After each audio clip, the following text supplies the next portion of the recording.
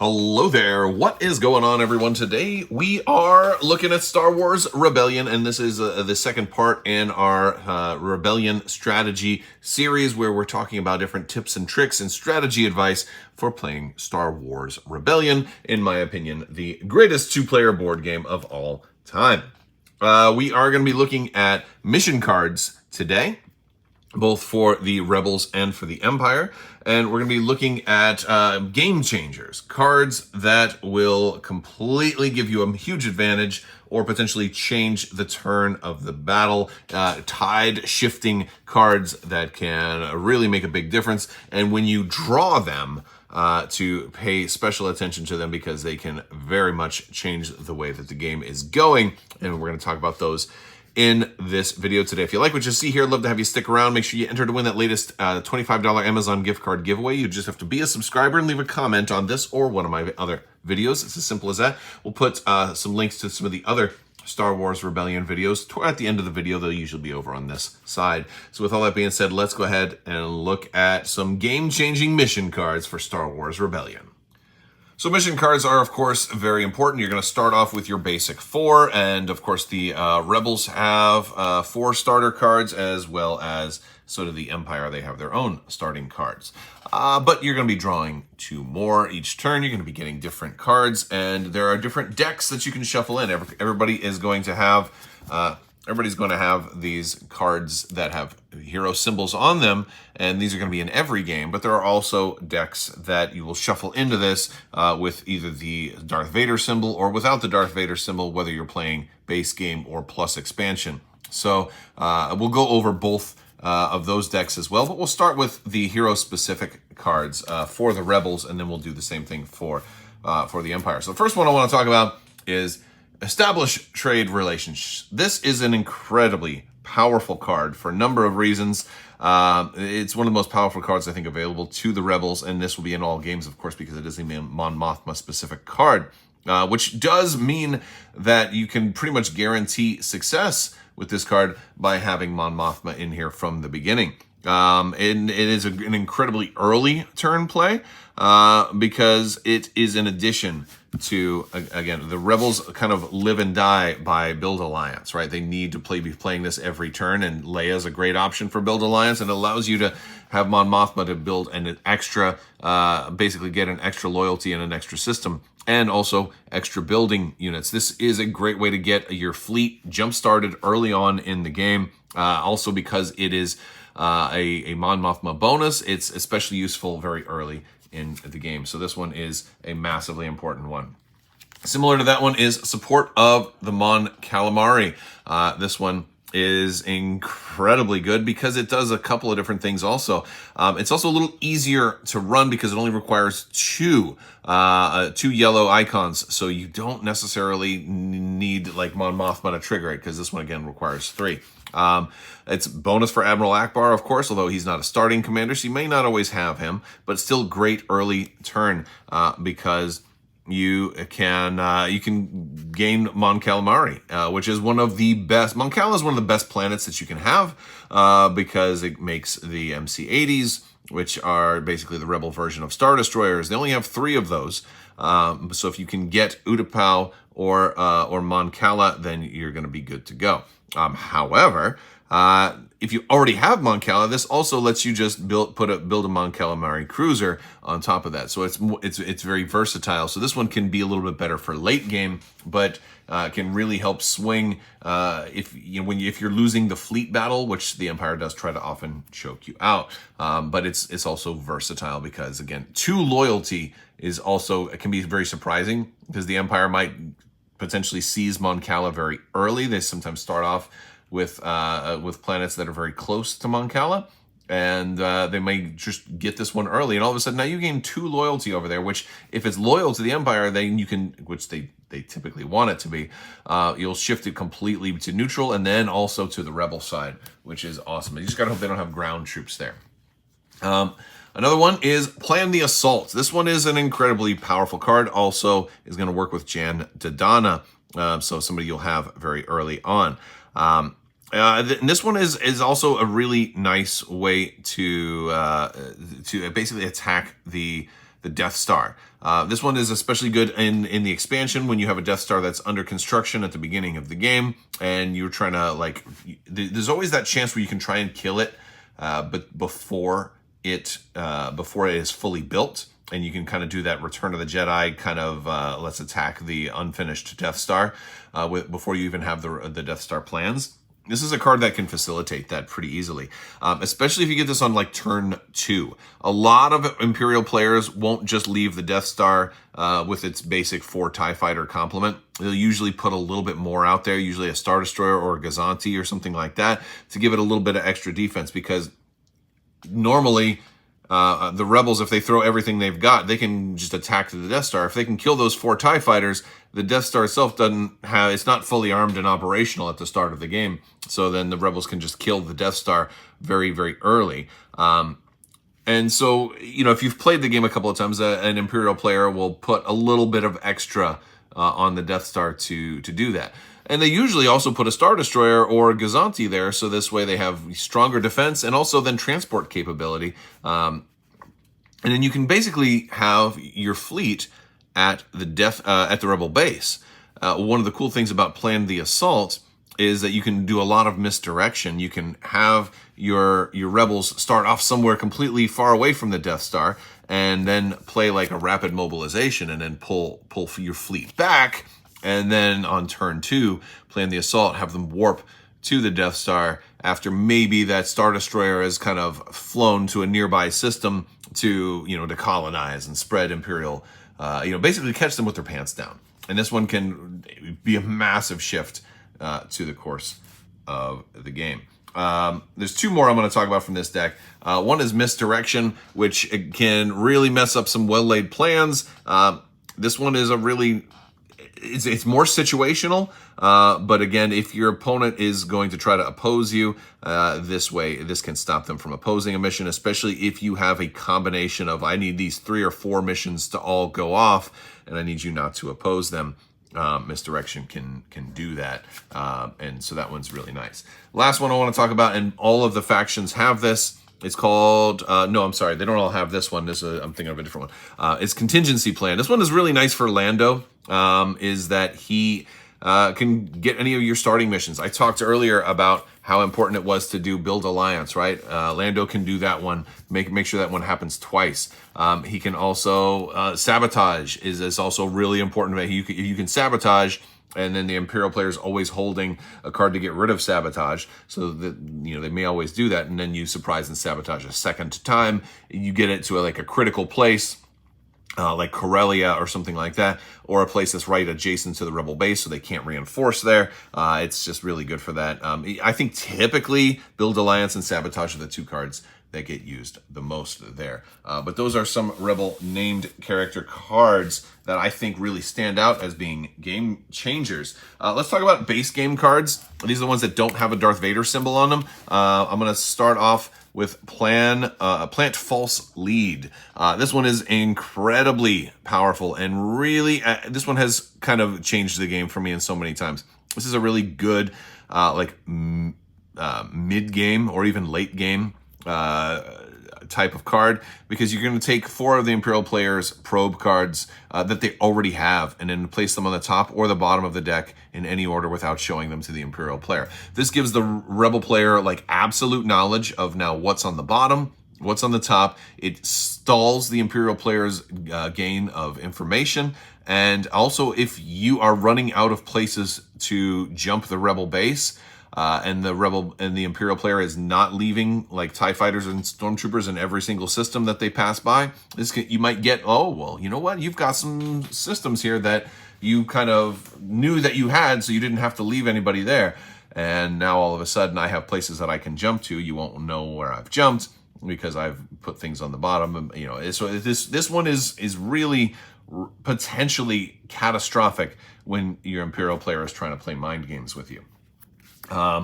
Public Uprising. This is a very cool one. And it's one of the things, I think the more you play, the more your Imperial player will try to make sure his systems aren't just subjugated, but there's always going to be subjugated systems on the board.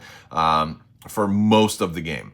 And this is going to let you gain circle and triangle units. So, you know, like an ATST, maybe you know, 2 stormtroopers or a tank or something like that.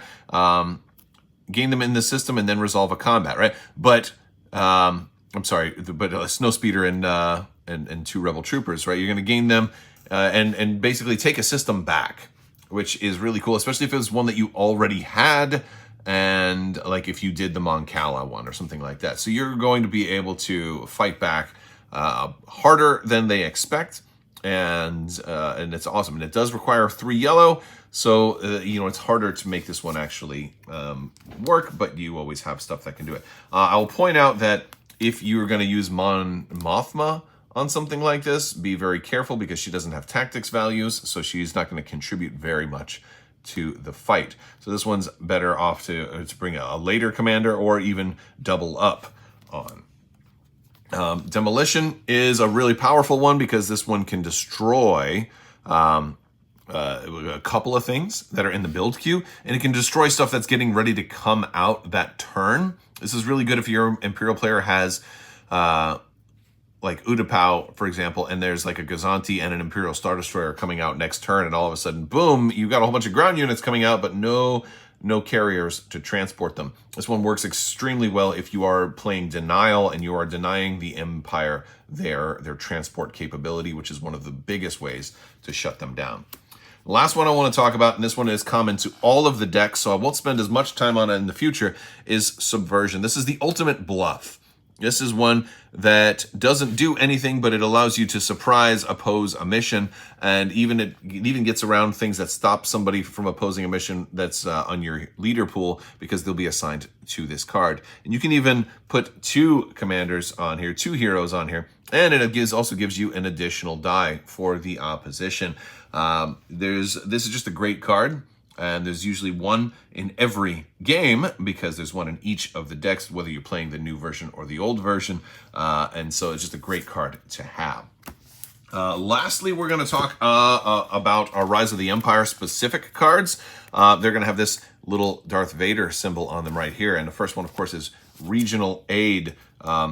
This one is a really, really good card. This is one of the best cards ever because it is one of the best first turn plays. And it's got Mon Mothma's picture on there, but it's not her specific card. But with 3 yellow, it's one that she would probably lead. And attempt in any system, gain a loyalty in this system and a loyalty in another system in this region. This is like the grandfather of all first turn plays for the Rebels, to give them so many systems right away. It's absolutely spectacular. It's really, really good. We also have a Subversion in that deck, which is going to be a very powerful one. There are certain other cards that I'll talk about, like My Only Hope or Promotion. These ones are situationally good. They both let you recruit somebody. They're going to be situational because they can be very, very game-changing if your opponent has captured your characters. Because you can kind of shut down your whole opponent's strategy of like, I'm going to have a captured rebel leader, and then now I have +1 activation over you. And you can just be like, fine, keep them. I'm going to get somebody else. And now, you know, your numbers advantage is gone. Granted, it still allows them to play stuff against a captured leader, but it does allow you to, you know, get a better leader and kind of beat the numbers game that comes from that. Let's look at Imperial cards next. All right, so of course the Empire has their basic starter cards as well. And while they're all good, Rule by Fear is a really important one to stop subjugation. Capture a Rebel Operative is kind of critical for a lot of the other cards to combo with all things that require captured leaders. Research and Development clears those sabotage and gets you those fancy cards, and then Gather Intel lets you go through your basic your basic probe cards faster. But we're gonna start with the named cards, and I'm gonna start with, of course, the most powerful one ever, which is Lure of the Dark Side. This is Palpatine's specific one. If you have a captured leader, you can play this one and try to take them and convert them to your side. It's thematic, it's fun, it tells a story. And if you can do it against Luke Skywalker, then the Rebel player loses a reputation, which is completely catastrophic. If that ends up happening, you know, a lot of times you just call the game and like, no, I can't come back from this. It's too much. Not really, but it feels that way, right? I've used this card many times. I don't think I've ever actually turned Luke to the dark side, but I have turned lots of other people to the dark side, like Chewbacca and Leia, and it's always very fun when you have like a Darth Leia who is now serving the Empire. It's an amazing card, and the knowledge of this card is really cool because a lot of times this is so important that you'll double up. Palpatine gets a free lightsaber, but a lot of times you'll double up because you're counting all skill icons. So if you already, if you see somebody put like Palpatine and somebody else on a card, and they already have a captured leader, there's a pretty good chance that this is coming out. But this also allows you to bluff with something completely unrelated. So that's a cool one. Another one of my favorite first turn plays is something like this here. Fear will keep them in line. This is Tarkin's special. And you can attempt in any system that contains a Death Star, Star Destroyer, or Super Star Destroyer. You're going to gain 1 loyalty in 2 systems in this region. Now, what's amazing about this is if you can play this early, it'll turn you. We're talking loyalty. You don't have to not having to rely on subjugation. You can potentially play this and get early systems like Mon Cala or Utapau or other really powerful systems that that won't require you to first move troops in, land troops on the ground, subjugate the system, and then turn around and play rule by fear afterwards. So this is a tremendously powerful card, one of the most powerful cards in the entire game for how much it gives the rebels. Detained is one of my favorites. It's a Mahdi card. I'm sorry, a tag card. I'm getting my generals mixed up. And this one is so great, especially early, but at any point really, because if you're trying to play that numbers game, if you do have a rebel hero captured and now you can out-activate them, this one can stack with that because it just prevents them from returning to the leader pool. Because you can only really have one rebel captured at any given point for the most part, outside of like Carbonite being a special case. But this one stacks with all of that, and it can slow things down and really give you a power turn. This can set you up for a very, very, very strong turn, and is a great early game card if you're trying to expand. And the opposite of expansion, closing the game, finishing the game. I could not let a video like this exist without Planetary Conquest, the most powerful card in the entire game. I know I've said that this is the best opener and this is the best closer. Okay, so again, this one basically is once you know where the rebel base is, they're going to do everything they can to keep you from landing troops there, and that means kind of taking out your Star Destroyers that are nearby, stopping you from being able to, all of your carriers, all of your transports, trying to take those out. And once you've had a battle and maybe it looks like the rebels are safe, you can play this card and then just bring in, a walker, an ATST, and 2 stormtroopers from any place.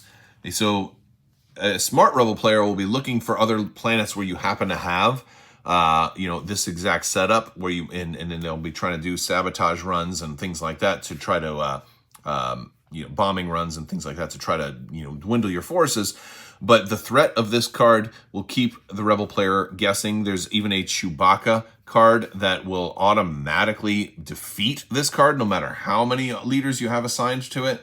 So be on the lookout if you're planning on playing this card. See if your opponent has Chewbacca. If they do, he's got an action card that can completely kill this card. So make sure Chewbacca can't be assigned to this system, and that's where there's other cards that can, like try to take Chewbacca prisoner or try to lure him out with other cards and things like that. Important things.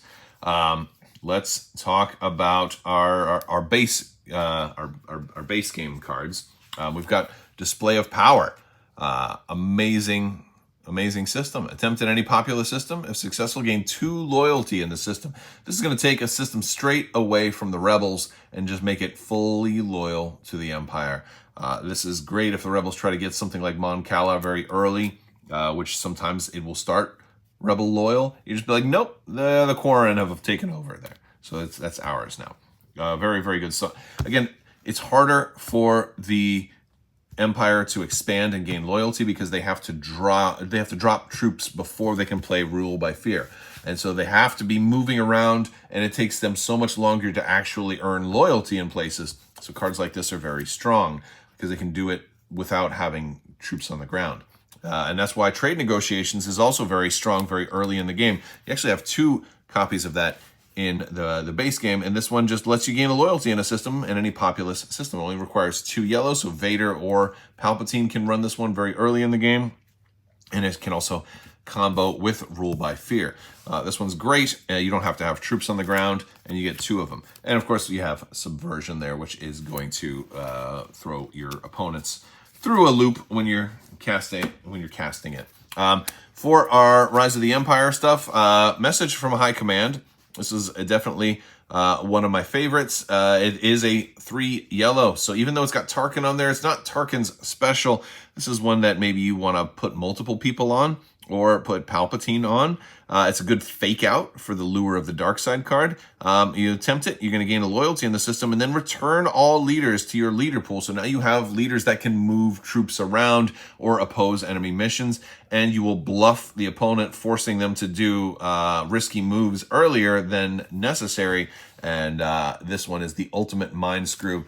Very much a strong card, and a great one if you can get it. You have 2 copies of Deployment in here, which are also great cards that do that job of kind of expanding and helping you kind of take over early. This one, you can go anywhere that doesn't have Rebel units and doesn't have Rebel loyalty. You can gain a Stormtrooper on the ground, a Stormtrooper or a tank on that system. That is also going to subjugate the system, so that you kind of, it doesn't say that you're gaining any Imperial loyalty on there, but it is going to become subjugated, so you also be able to, it's great to do before a build turn, especially on a system with only 1 icon. But you can also run this on remote systems as well, and you know, and this can be a shot in the dark to try to find the Rebel base, which is a very cool thing. And of course, we also have Subversion there as well.